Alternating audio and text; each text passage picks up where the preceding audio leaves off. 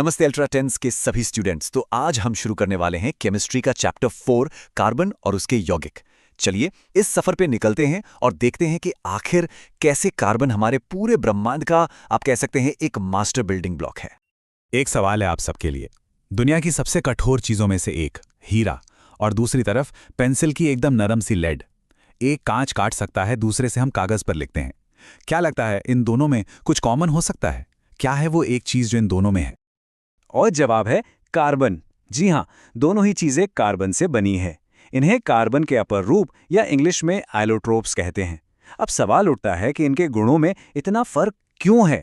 सारा खेल कार्बन के परमाणुओं के जुड़ने के तरीके का है, उनकी बनावट का है, और बस यही से कार्बन के अजूबों की कहानी शुरू होती है।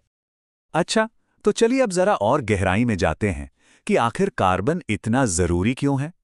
जरा अपने आसपास नजर घुमाइए। जो खाना हम खाते हैं, जो कपड़े हम पहनते हैं, दवाइयाँ, प्लास्टिक, गाड़ियों का ईंधन, मतलब लगभग हर चीज में कार्बन है। सच कहा जाए तो ये जीवन का आधार ही है। देखिए, आज तो हम ये सब जानते हैं, पर पहले ऐसा नहीं था। बहुत समय पहले बर्जीलियस जैसे बड़े वैज्ञानिकों का मानना था कि जो ऑर्गेनिक कंपाउंड्स होते हैं ना, यानी कार्बनिक यौगिक, वो सिर्फ जीवित प्राणियों के अंदर ही बन सकते हैं। उनका मानना था कि इसके लिए एक जैव शक्ति, एक वाइटल फोर्स की जरूरत पड़ती है, मतलब इसे लैब में बनाना नामुमकिन है। लेकिन फिर साल 1828 में कहानी में एक जबरदस्त ट्विस्ट आया। फ्रेडरिक वॉलर नाम के एक साइंटिस्ट ने पता है क्या किया? उन्होंने गलती से, जी हां गलती से, लैब में एक इनऑर्गेनिक कंपाउंड अमोनियम साइनाइड से यूरिया बना दिया। और यूरिया क्या है? एक ऑर्गेनिक कंपाउंड। बस इस एक एक्सपेरिमेंट ने उस वाइटल फोर्स वाली थ्योरी को हमेशा के लिए गलत साबित कर दिया, और यहीं से मॉडर्न ऑर्गेनिक केमिस्ट्री की शुरुआत हुई। तो अब सवाल यह है कि कार्बन में ऐसा क्या खास है? चलिए अब इसके बंधनों यानी इसके बॉन्ड्स का रहस्य जानते हैं, जो इसे इतना बड़ा क्रिएटर बनाता है। देखिए, कार्बन की सारी सुपर पावर्स का राज ना उसकी एटॉमिक स्ट्रक्चर में है। पहला, इसके पास 4 वैलेंस इलेक्ट्रॉन हैं, मतलब ये 4 और बॉन्ड बना सकता है। दूसरा, ये जो बॉन्ड बनाता है वो बहुत मजबूत होते हैं, जिन्हें कोवेलेंट बॉन्ड कहते हैं। तीसरा, ये कई अलग अलग एलिमेंट्स के साथ बॉन्ड बना सकता है। और चौथा और सबसे खास, ये खुद अपने ही जैसे कार्बन एटम्स के साथ जुड़कर लंबी लंबी चेन बना सकता है। तो ये कोवेलेंट बॉन्ड या सहसंयोजक बंधन आखिर होता क्या है? समझिए, इसमें एटम्स इलेक्ट्रॉन्स का लेन देन नहीं करते, बल्कि शेयरिंग करते हैं, मतलब साझेदारी। जैसे दो दोस्त मिलके एक किताब पढ़ रहे हों। और ऑर्गेनिक केमिस्ट्री की पूरी दुनिया इसी शेयरिंग वाले बॉन्ड पर टिकी है। इसका सबसे बेसिक एग्जाम्पल देखते हैं, मीथेन, जिसका फॉर्मूला है CH4। इसमें क्या होता है? एक कार्बन एटम अपने 4 वैलेंस इलेक्ट्रॉन्स को 4 हाइड्रोजन एटम्स के साथ शेयर कर लेता है। इससे होता यह है कि कार्बन और हाइड्रोजन दोनों का ही ऑक्टेट पूरा हो जाता है और एक बहुत ही स्टेबल मॉलिक्यूल बनता है। लेकिन कार्बन का असली जादू तो अब सामने आएगा। ये जो दूसरे एलिमेंट्स के साथ बॉन्डिंग है, ये तो ठीक है। असली कमाल तो तब होता है जब कार्बन खुद कार्बन से जुड़ता है, और एक दो नहीं बल्कि लंबी, बहुत लंबी चेन बना लेता है। कार्बन की इसी सेल्फ लिंकिंग प्रॉपर्टी को, मतलब खुद से जुड़ने की इस कमाल की काबिलियत को कहते हैं कैटेनेशन, या हिंदी में श्रृंखलन। और इसी के वजह से कार्बन सीधी चेन बना सकता है, ब्रांच्ड वाली चेन बना सकता है, और तो और गोल रिंग्स भी बना सकता है।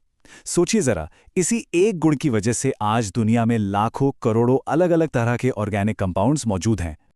चलिए अब कार्बन से बनी सबसे सिंपल बिल्डिंग ब्लॉक्स को समझते हैं, और वो है हाइड्रोकार्बन्स। जैसा कि नाम से ही पता चल रहा है, ये वो कंपाउंड्स हैं जो सिर्फ हाइड्रोजन और कार्बन से मिलकर बने होते हैं। यहां पर एक बहुत इंटरेस्टिंग पैटर्न देखिए। ये जो एल्केन की सीरीज है ना, इसे होमोलोगस सीरीज या समजातीय श्रेणी कहते हैं। इसमें आप मीथेन के बाद इथेन को देखें और फिर प्रोपेन को। हर अगला मेंबर पिछले वाले से बस एक CH2 ग्रुप ज्यादा है। ये पैटर्न बहुत काम का है, क्योंकि इससे हमें आगे आने वाले मेंबर्स की प्रॉपर्टीज का अंदाजा लगाने में बहुत आसानी होती है। अब आते हैं एक और मजेदार कॉन्सेप्ट पर, जिसका नाम है आइसोमेरिज्म या समवयवता। इसका सीधा सा मतलब है फॉर्मूला एक लेकिन स्ट्रक्चर अनेक। मतलब आपके पास एटम्स की संख्या तो सेम रहेगी, लेकिन आप उन्हें अलग अलग तरीकों से जोड़कर बिल्कुल नए मॉलिक्यूल्स बना सकते हैं। जैसे ब्यूटेन का फॉर्मूला है C4H10। अब इन 4 कार्बन और 10 हाइड्रोजन को हम 2 तरीके से अरेंज कर सकते हैं। एक सीधी चेन में, जिसे कहते हैं एन ब्यूटेन। दूसरा एक ब्रांच वाली चेन में, जिसे कहते हैं आइसोब्यूटेन। फॉर्मूला बिल्कुल सेम C4H10, लेकिन स्ट्रक्चर अलग होने की वजह से इनकी प्रॉपर्टीज भी एकदम अलग हो जाती हैं। कमाल है ना? तो अब तक हमने कार्बन का एक बेसिक ढांचा, एक स्केलेटन बनाना सीख लिया। अब सोचिए अगर हम इस ढांचे पे कुछ खास चीजें लगा दें तो बस इन्हीं खास अटैचमेंट्स को कहते हैं फंक्शनल ग्रुप्स या क्रियाशील समूह। और ये किसी भी मॉलिक्यूल की पूरी पहचान ही बदल देते हैं। इसका एक शानदार उदाहरण देखते हैं। ईथेन C2H6 एक सिंपल सी गैस है। अब देखिए, हम बस एक छोटा सा बदलाव करते हैं।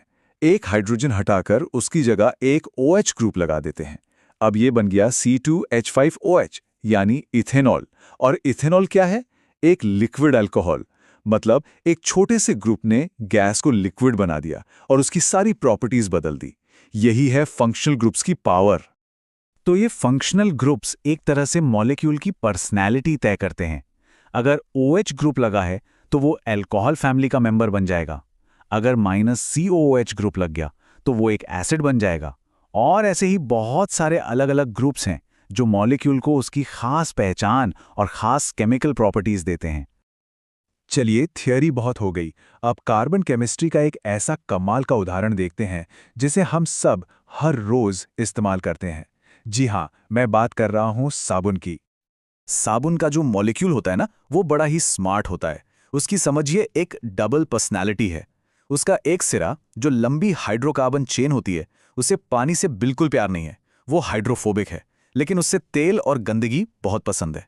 और दूसरा जो छोटा सा सिर है, उसे पानी से बहुत प्यार है, वो हाइड्रोफिलिक है।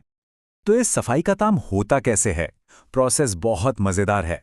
जैसे ही साबुन पानी के कांटेक्ट में आता है और उसे गंदगी मतलब तेल या ग्रीस मिलता है, तो साबुन के मॉलिक्यूल्स उस गंदगी को चारों तरफ से घेर लेते हैं। जो पानी से नफरत करने वाली पूंछ है, वो तेल के अंदर घुस जाती है, और जो पानी से प्यार करने वाला सिर है, वो बाहर पानी की तरफ रहता है। इससे एक गोल स्ट्रक्चर बन जाता है जिसे मिसेल कहते हैं। ये मिसेल गंदगी को अपने अंदर कैद कर लेता है और जैसे ही हम पानी डालते हैं, ये गंदगी के साथ बह जाता है। तो आज हमने क्या क्या सीखा, फटाफट रिकैप करते हैं। पहला, कार्बन ऑर्गेनिक केमिस्ट्री की रीढ़ की हड्डी है। वजह है इसके 4 कोवेलेंट बॉन्ड बनाने की क्षमता। दूसरा, इसकी कैटेनेशन की सुपर पावर, जिससे ये लंबी लंबी चेन बना सकता है। तीसरा, हाइड्रोकार्बन इसका सबसे बेसिक ढांचा है। और चौथा, इन ढांचों पर जो फंक्शनल ग्रुप्स लगते हैं तो हमें लाखों तरह के कंपाउंड्स मिलते हैं। और ये सारी केमिस्ट्री हमारे चारों तरफ हर पल काम कर रही है। तो आखिर में एक सवाल छोड़ जाता हूं। हम ये तो समझ गए कि कार्बन ही जीवन का आधार है और हमारी पूरी सोसाइटी की एनर्जी का सोर्स भी। तो अब बड़ा सवाल ये है कि कार्बन की इस गहरी समझ का इस्तेमाल हम एक बेहतर, एक सस्टेनेबल भविष्य बनाने के लिए कैसे कर सकते हैं? इस पर सोचेगा जरूर। अगर आज की ये क्लास आपको अच्छी लगी और सब कुछ समझ आया, तो इस वीडियो को लाइक जरूर करें और हमारे चैनल को सब्सक्राइब करना न भूलें, ताकि आगे भी हम ऐसे ही सीखते रहें। जुड़ने के लिए बहुत बहुत धन्यवाद।